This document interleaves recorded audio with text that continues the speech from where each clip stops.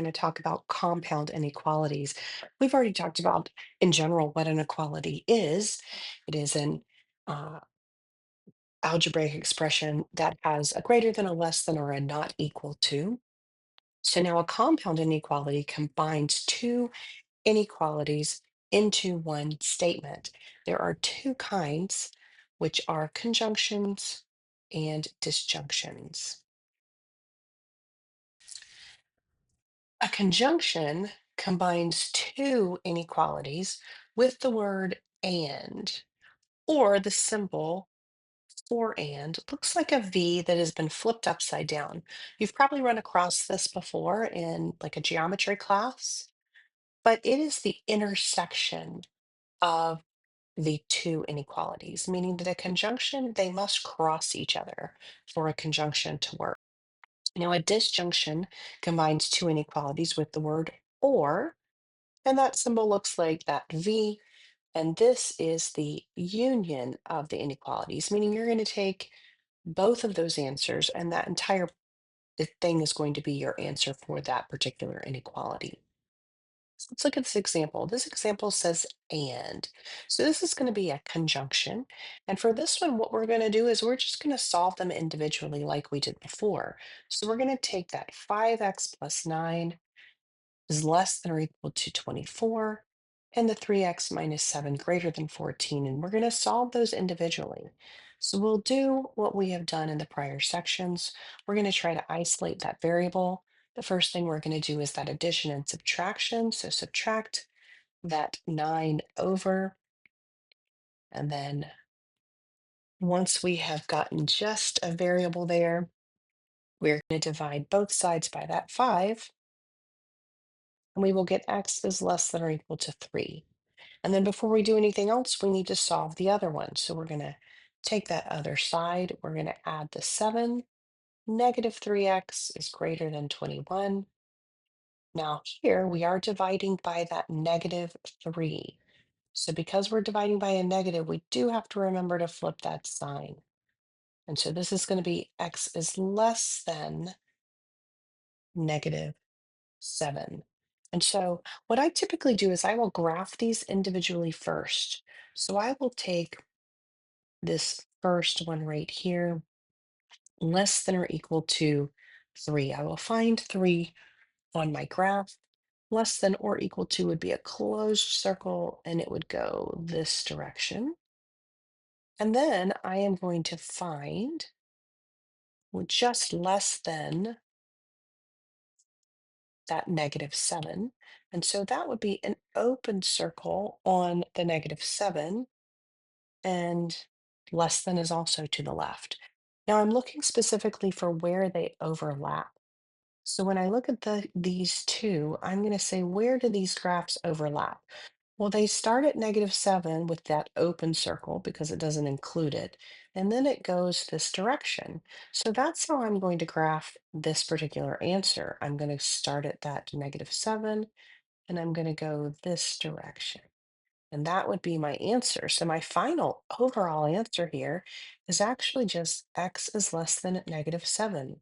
That is where those graphs cross.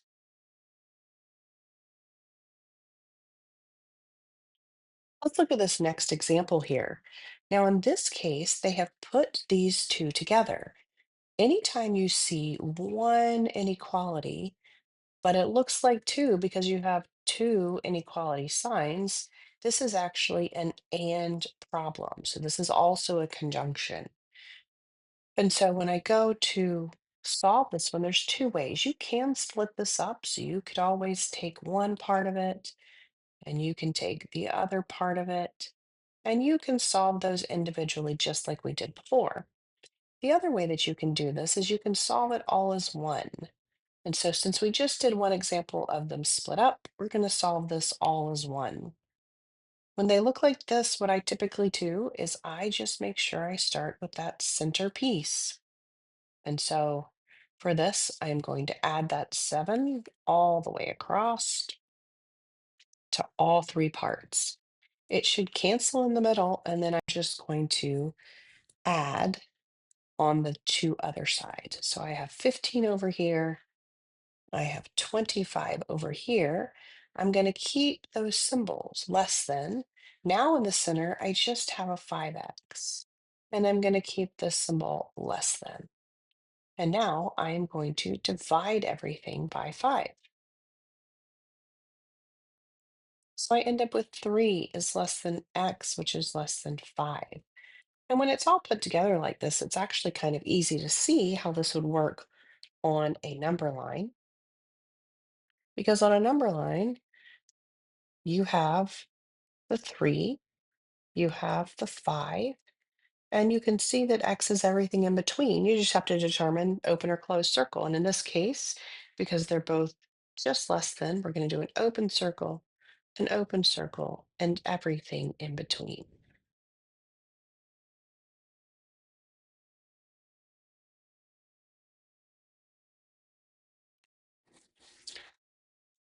Now they're giving us an example of an OR problem.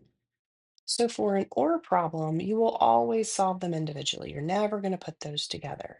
So you're going to take that 9x plus 6 greater than 60, and the negative 2x plus 7 minus 3x is greater than or equal to 11. And you're going to solve those. So we're going to take this 6 and we're going to subtract that from both sides. We will get 9x is greater than 54. And then we are going to divide both sides by that 9 and get x is greater than 6. Then we will do exactly the same to the other side. We're going to solve this one. We're going to distribute that 2. Then we are going to combine our like terms.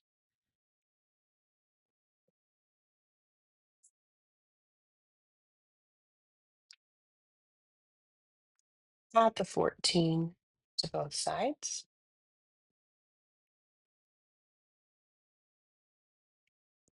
And then be careful, this is dividing by a negative again. So because we're dividing by a negative, it will flip that sign. Instead of greater than, we're going to put less than or equal to -5. Now here, when we go to graph these, this is an OR problem. So when you graph an OR problem, you're not really worried about where they cross because it's going to be the entire answer. So if we look at this, x is greater than or equal to 6, we're going to do an open circle on 6. We're going to graph everything that is bigger than 6. And then when we look at the x is less than or equal to -5, we're going to do a closed circle on -5. And we're going to graph everything that is smaller than -5 here. And both of those are actually our answer because an answer can fall in either of them. That is what OR means. They don't have to cross for an OR problem.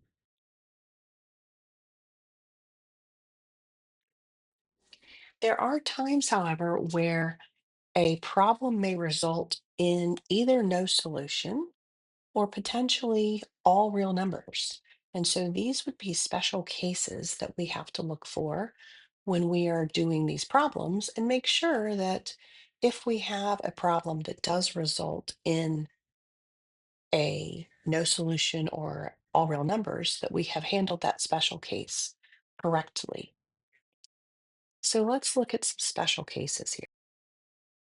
The first one, 2x plus 3 is less than -7, and that is an and symbol. So remember, these have to cross. We are looking for where these cross over each other.